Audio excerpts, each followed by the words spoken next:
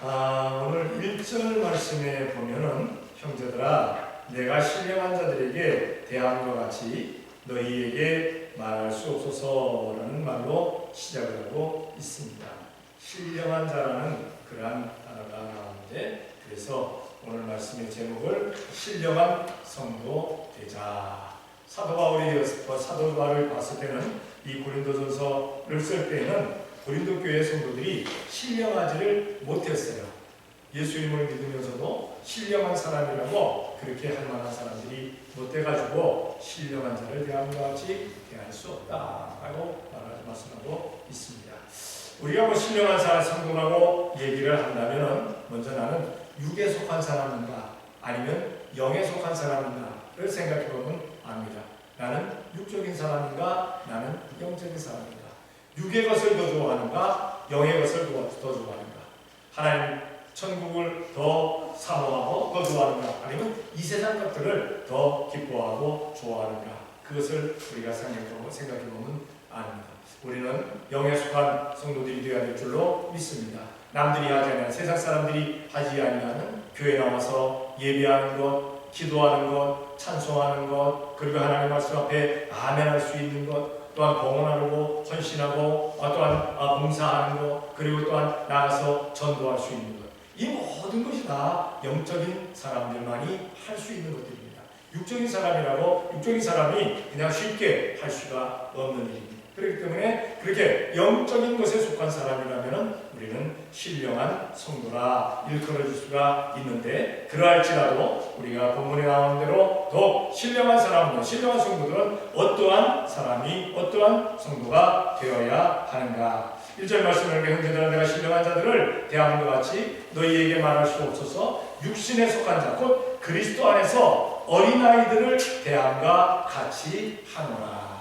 어린아이와 같아서 어린아이를 대함과 같이 하노라. 그러니까 어린아이를 벗어나서 청년이 되고 어른이 되어라. 그러니까 점점 성장하고 점점 성숙한 장성한 사람이 되어라. 장성한 성도들이, 성숙한 성도들이 되어라는 그러한 말씀입니다. 요즘 참 정신 지체아들이 많은 것을 보게 됩니다. 세상은 많이 발달되었는데 각 분야에서 발달되었죠. 그런데 예전보다 정신 지체아들이 많아요. 많은 사람들을 볼 수가 있어요. 왜 그러느냐? 그 정신 지체가 어디서 오냐? 바로 스트레스에서 오는 겁니다. 스트레스에서. 그러니까 어머니가 아이를 뵀을 때 그 애를 뵈고 나서 심한 스트레스를 받으면 그 아이는 정신 지체아나 혹은 이렇게 육신이 잘못된 그러한 지체아로 태어나기가 쉽다는 그러한 사실입니다. 그러니까 스트레스를 받지 말아야 된다. 신앙생활을 하는 사람들 가운데도 영적인 정신 지체아가 많아요. 오래됐는데도 불구하고 아직까지도 성숙한 자가 못 되어서 그냥 제자리에 머물러 있는 사람들이 많습니다. 한 가지 예로 생각을 한다면 아이가 태어났을 때 어머니의 품에서 어머니의 그 수유를 받고 그럴 때는 옹알옹알 되는 거, 그게 오는 겁니다. 만약에 아이가 태어나자마자 할렐루야 하고 태어난다면 이건 좀 문제가 있잖아요. 아이고 세상이 밝구나 하고 태어난다면 문제가 있잖아요. 내가 답답하면서 해결했다. 그런 문제가 있잖아요. 근데 아이는 태어나서 어머니 그 품에 있어 그 동안에는 그냥 옹알옹알거리고 그냥 무슨 말인지도 모르고 그냥 지 마음대로 쫓고 그냥 울기만 하고 그것도 옳은 겁니다. 그러다가 이제 아이가 말을 배워서 어떤 말을 제일 먼저 하는지 사람들에게 물어봤더니 어떤 단어를 제일 먼저 쓰기를 원하니까 엄마라는 단어를 제일 먼저 쓰기를 원한대요. 근데 남편들은 뭐라 그러니까 아빠라고 부르기를 원한대요.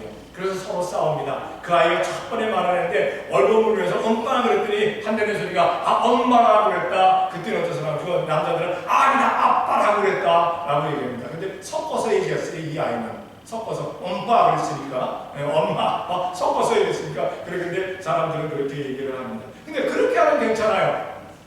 근데 자랐어요. 점점 자라갑니다. 이제 학교도 가고 또 이렇게 되는데 계속 옹알이를 하고 계속 한다면 이거는 잘못된 거죠. 신앙생활 하면서도 역시 마찬가지입니다. 신앙생활 어린아이 같은 그런 신앙생활하는 거 옳습니다.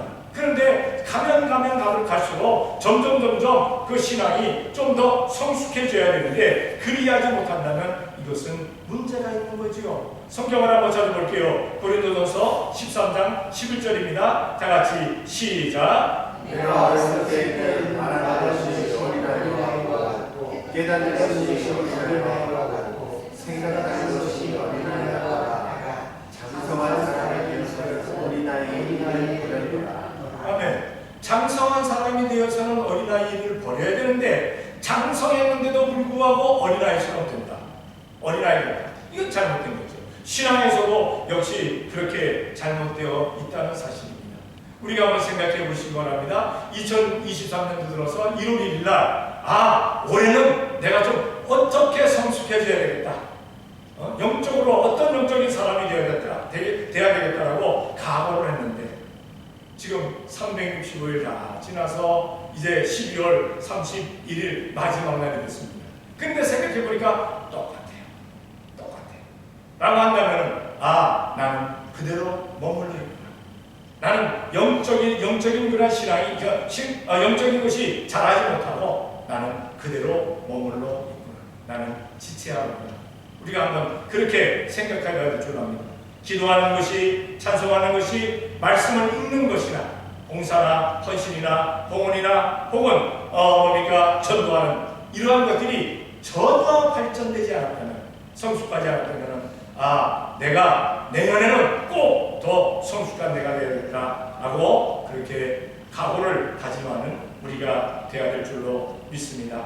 우리가 성도들은 그리스도의 장성한 분량에 이르러야 한다는 그러한 사실입니다. 성경을 한번 찾아볼게요. 에베소서 4장 13절입니다. 다 같이 시작. 우리가 다 하나님의 아들을 믿는 것과 그의 문화가 되어 온전한 사람을 이루어 그리스도의 장성한 분량이 충만한 데까지 이르리니. 아멘. 예수님 보는 것처럼 보고 예수님 말하는 것처럼 말하고 예수님께서 듣는 것처럼 듣고 예수님이 생각하는 것처럼 생각하고 생활 안에 그렇게 살아라라고 했더니 보편적인 사람들은 얘기합니다. 우리가 어떻게 예수님처럼 할 수 있나? 닭살됩니다. 왜? 사람처럼 살아야 되는데 예수님처럼 하라고 그러니까 힘들다고 얘기해요. 그러나 이것이 처음에는 조금 쑥스럽고 처음에는 어딘가 어색해요. 예수님처럼 말하려고 하니까 정말 당신을 사랑합니다 라고 말하려고 하니까 어딘가 닭살 돋는 거죠. 특히나 우리 한국 남자들은 자기 부인에게 여보 정말 내가 당신 사랑해 한다는 말을 잘 못한다고 해요. 저도 한국에 있는 동안에는 우리 집사람에게 당신 사랑해 라는 말을 제가 못했어요. 왜? 어른들 앞에서 혹은 다른 사람들 앞에서 하면 에이 남자는 이 말이야 이렇게 얘기를 합니다. 그렇게 얘기해요. 근데 지금은 그래도 간혹 합니다. 간혹 자주는 안 합니다. 모르겠습니다. 우리 강승환 집사님은 좀 자주 하시는지 잘 모르겠습니다만 저는 자주 하지는 못합니다. 왜 그런지 모르는데 항상 자주 하지는 제가 못해요. 그리고 간혹 그냥 한다고 내가 당신 사랑해 라고 얘기를 합니다. 그렇게 하는데 뭔가 등줄기에서 뭔가 이게 한국 사람들이에요. 속으로는 참 사랑하는데 정말 사랑하는데 말로 표현을 잘 못합니다. 근데 이것이 처음에는 어색한데 하고 나면 할 수가 있어요. 하고 나면 할 수가 있다는 사실입니다. 마찬가지로 예수님처럼 보고 예수님처럼 생각하고 예수님처럼 말해라 쉽지 않습니다. 그런데 우리가 하다 보면 우리도 그렇게 되어지는 줄로 믿습니다. 우리가 미숙한 사람이었다가 성숙한 그런 신앙의 사람들이 되어야 될 줄로 압니다. 이렇게 신령한 성도들은요 성숙한 성도가 되는 겁니다. 성숙한 성도. 나는 성숙한가? 내 신앙이 아직도 미숙한가? 아니면 성숙한 사람인가? 우리를 한번 돌아보는 우리가 되어야 될 줄로 믿습니다. 두 번째는 2절에 보니까 이렇게 말씀합니다. 내가 너희를 저주로 먹이고 바보로 아니하노니 이는 너희가 감당치 못하였음이거니와 지금도 못하리라 라고 말씀하고 있습니다. 사실 이 고린도 교회는 많은 은사가 나타났어요. 초대교회 가운데 가장 많은 은사들이 나타난 그 교회입니다. 그래서 사도 바울 선생은 고린도 교회, 고린도전서와 고린도후서를 보게 되면 그 고린도 교회에 나타난 은사에 대해서 많은 이야기를 하고 있는 것을 보게 됩니다. 그런데도 불구하고 은사가 나타나는데도 불구하고 너희가 제대로 감당하지 못하고 있다. 너희가 감당치 못하고 있다. 내가 너희들에게 밥을 먹이려고 하는데 그 밥을 너희가 먹지 못한다. 너희가 그냥 젖으로만 먹이고 너희가 죽으로만 먹이는 것, 그것만 너희가 먹을 수 있다. 그러니까 너희가 소화를 시키고 그것을 적용하는 일, 그것을 잘 못하고 있다. 그저 편안하게 할 수 있는 그것만 너희가 할 수 있다고 사도 바울 선생은 말하고 있습니다. 다시 말해서 너희가 지금 사명 감당을 제대로 못하고 있다. 젖을 먹기는 먹는데 우유를 먹기는 먹는데 너희가 행하는 것은 제대로 못하고 있다. 밥을 먹어야 힘이 나서 뭘 하잖아요. 근데 밥을 못 먹으니까 그냥 젖만 먹으니까 그냥 가만히 있는 겁니다. 어린 아이들은요 어머니 젖을 먹고 아프지만 않으면 그게 다행이에요. 가만히 그냥 먹고 싸고 자고 그게 답니다. 근데 어른이 만약에 그런다면 어른들이 집에서 그런다면 아이고 얼마나 힘들겠어요. 이 가족들이.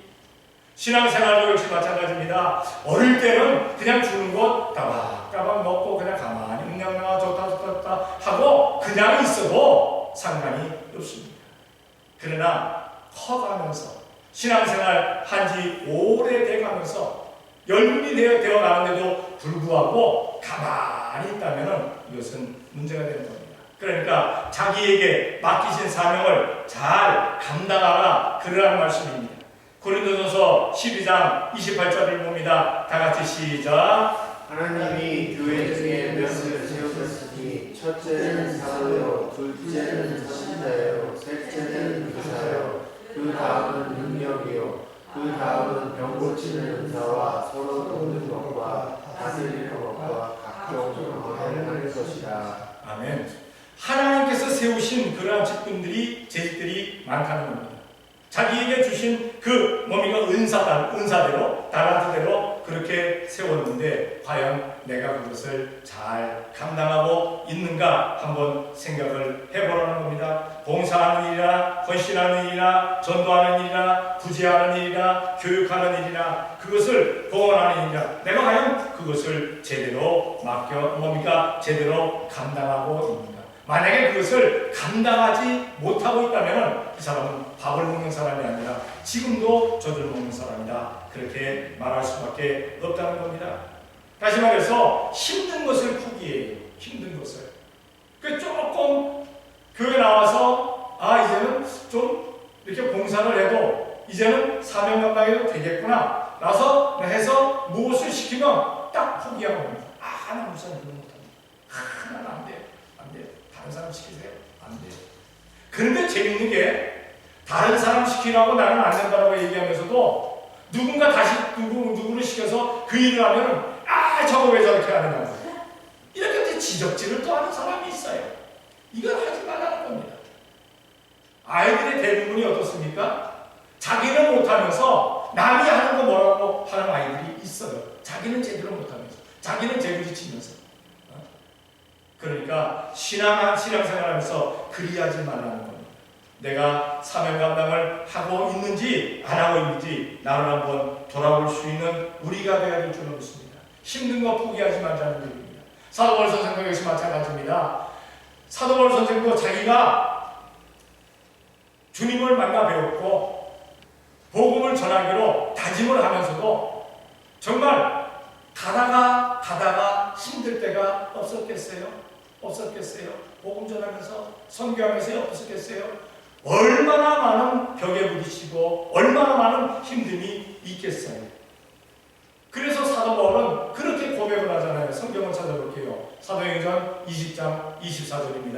다 같이 시작. 나의 달려갈 길과 주 예수께 받은 사명 곧 하나님의 은혜의 복음 증거하는 일을 마치려 하는 나의 생명을 조금도 귀한 것으로 여기지 아니하노라. 왜 이런 말을 했을까? 왜 이런 말을? 영적인 사명을 감당하는 일이 생명 포기하지 않으면 힘들다는 거예요. 생명 포기하지 않으면. 복음을 전하는 일에 있어서 생명을 내어놓아야, 일사각오로 가야 복음을 전할 수 있다는 거예요. 그러니까 사도 바울조차도 이렇게 고백을 하는데 우리 성도들은 얼마나 힘든 일이겠어요. 사명 감당한다는 게 쉬운 일은 아니잖아요. 신앙생활한다는 게 쉬운 일은 아니잖아요. 뭐 툭 까놓고 얘기해서 주일날 나와서 주님 앞에 예배하는 것조차도 쉬운 일은 아니잖아요. 예배하는 것조차. 한번 물어보겠습니다. 영국이 공산주의 국가입니까? 아니면 자유주의 국가입니까? 자유주의죠. 공산주의 국가는 예수님을 전하는데 힘들어요. 그렇죠? 공산주의 국가에서는 이슬람 뭐 이런 데도 마찬가지고. 그럼 자유주의 국가에서는 예수님 전하면 힘들다는 말이 나오지 말아야 되잖아요. 그런데 영국은 길거리에서, 내가 만약에 길거리에서 누군가 만나서 예수님 믿으세요 하고 했을 때 경찰이 들으면 체포합니다. 법입니다. 길거리에서 예수님 전하지 말아라 해요. 다른 사람들에게 예수님 전하지 말아라. 왜? 강요하지 말라는 거예요. 사생활 침해하지 말라는 겁니다. 개인의 자유를 억제하지 말라는 거예요. 빼앗지 말라는 거예요. 그래서 그렇게 전하면 잡혀갑니다. 혹시 미국은 아직까지는 안 그래요. 그렇죠? 미국에 뭐 예수님 믿으세요, 우리 교회 나오세요 하는데 잡아가는 사람 없잖아요. 대한민국도 안 잡아가요. 대한민국도. 근데 거기는 이미 잡아간대요. 그러니까 만약에 그런 곳에 가서 예수님을 전하면 어떻게 되느냐? 감옥 갈 각오하고 하는 거예요. 감옥 갈 각오하고. 그럼 감옥 간다는 건 뭡니까? 갇힌다는 얘기잖아요. 갇힌다는 게 죽는다는 얘기인데, 내 자유가 그냥 갇혀버린다는 얘기인데, 자유가 갑자기 다 갇혀버린다는 얘기인데, 사도 바울은 자기가 복음 전하는 그때 마지막 순간까지 내 생명을 조금도 귀한 것으로 여기지 아니한다.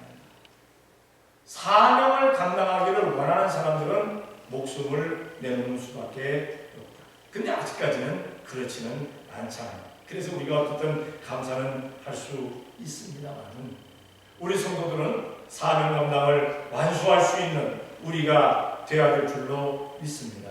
사명 감당을 하자는 얘기입니다. 사명 감당을 하게 될 때 칭찬과 상급이 우리에게 있게 되는 거죠. 신령한 성도들은 성숙한 성도가 됩니다.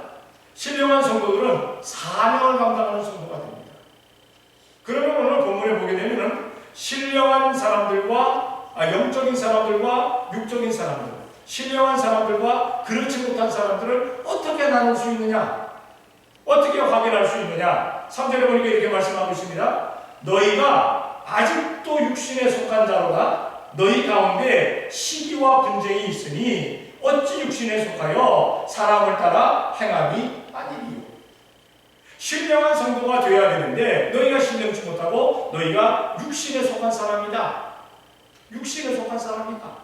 그런데 육신에 속한 사람은 어떠냐? 시기와 분쟁을 한다라고 말씀하고 있는 것을 보게 됩니다. 시기와 분쟁을 하고 그 큰 은사가 나타나는데, 그 놀라운 능력들이 나타나는데 너희가 시기와 분쟁을 하고 있다. 한쪽에서는 은사가 막 나타나서 하나님께 영광 돌리는데 한쪽에서는 시기하고 질투하고 하니까 서로 분쟁이 일어나니까, 다툼이 일어나니까 사도 바울이 그것을 가지고 말씀하고 있는 것을 보게 됩니다. 다시 말해서 내가 영적인 사람인가 아니면 육적인 사람인가, 내가 신앙생활하면서 다른 성도들과 시기와 분쟁을 일으키고 있는가, 다툼을 일으키고 있는가, 아니면 화합해서 함께 나가고 있는가, 그것을 생각해 보면 됩니다. 이제 우리가 2023년도를 마지막으로 보냅니다. 과연 이 1년 동안에 우리는 화합을 이루어 왔는지 아니면 시기와 분쟁을 일으켰는지 우리 스스로를 한번 돌아볼 수 있는 우리가 되어야 될 줄로 믿습니다. 우리 교회는 1년 동안 다툼이 있었습니까? 없었습니까? 네? 없었습니다. 그렇죠. 1년 동안 없었습니다. 몇 년 전에는 있었을지 몰라도 올해는 없었습니다. 올해는 없었어요. 그저 이렇게 하십시다 아멘 하고 했었어요. 그래서 이런 일 저런 일을 우리가 했어요. 그 감사한 거예요. 감사한 거예요. 지붕도 올해 했던가 작년에 했던가. 작년도 올해. 그렇죠? 그 다음에 그 뭡니까? 창틀 여기 페인트 칠하고 밖에 페인트 칠하고 이걸 올해 또 다 했어요. 뭐 내년 정도 되면 또 모르겠습니다. 주차장이 어떻게 또 정비가 될지. 주차장 정비가 돼야 될 줄로 믿습니다. 근데 내년에는 아마 이게 큰 길이 날 거예요. 여기. 예, 길이 난다고 지금 편지가 왔어요. 그래서 보상받는 거는 어떻게 될지는 모르겠습니다. 보상받는 게 정말 저 주차장 정비할 정도로 나왔으면 딱 좋겠어요. 참 좋겠어요. 안 되면 뭐 보태서 하든가. 예. 주차장을 해야 되잖아요. 주차장 딱 하고 나면 아마 또 교회가 좀 피가 번쩍 해 보일 거예요. 세게 또 보일 줄로 믿어요. 어쨌든 하나님께서 그렇게 해 주실 줄로 믿습니다. 그럴 때 우리가 시기와 분쟁을 하지 말자는 겁니다. 왜? 그렇게 뭡니까? 보상이 들어왔는데 뭐 그거 갖고 또 주차장 만드냐 뭐 정비하느냐 이렇게 나오면 이게 시기 분쟁이에요. 근데 아이고 좋아요 우리 합시다 하면 이것도 화합되는 거죠. 시기와 분쟁을 하지 말라는 겁니다. 성경을 한번 찾아볼게요. 빌립보서 1장 15절입니다. 다 같이 시작. 어떤 이들은 투기와 분쟁으로 어떤 이들은 착한 뜻으로 그리스도를 전파하니. 아멘. 사도 바울이 우리가 쳤습니다. 사도 바울이 우리가 쳤는데 빌립보 감옥에 갇혀 있었어요. 그런데 빌립보 교인들이 두 파로 나뉘었어요. 한쪽 사람들은 사도 바울 선생이 하던 전도 우리도 해야 된다. 그리고 착한 마음으로 착한 뜻으로 복음을 전했어요. 그런데 한쪽 부분의 사람들은 한쪽에 있는 사람들은 뭐라 하냐? 사도 바울이 왜 감옥에 갔을까? 예수님 전하러 갔다? 그러니까 예수님 전하러 갔기 때문에 예수님의 이름이 빌립보에서 많이 전파되면 사도 바울은 더 곤욕을 당할 것이다. 이렇게 시기와 다툼으로 복음을 전했어요. 그러니까 한쪽은 착한 마음으로 한쪽은 악한 마음으로. 착한 마음은 영적인 사람들이었고 악한 마음은 육적인 사람들이었습니다. 그런데 사도 바울은 뭐라고 얘기합니까? 착한 마음으로 하나 악한 마음으로 하나 예수님이 전해지면 나는 감사하겠다. 그러니까 다 굉장히 높은 그런 뜻을 가지고 있는 사도 바울이죠. 그러니까 복음을 전할 때도 마찬가지입니다. 남에게 힘듦을 주려고 복음을 전하면 이거는 하나님께 칭찬 못 받아요.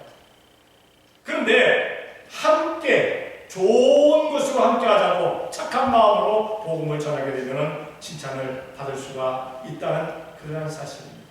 우리는 주님의 일을 하면서 과연 주님 앞에 칭찬을 받을 그러한 사명을 감당하고 있는가?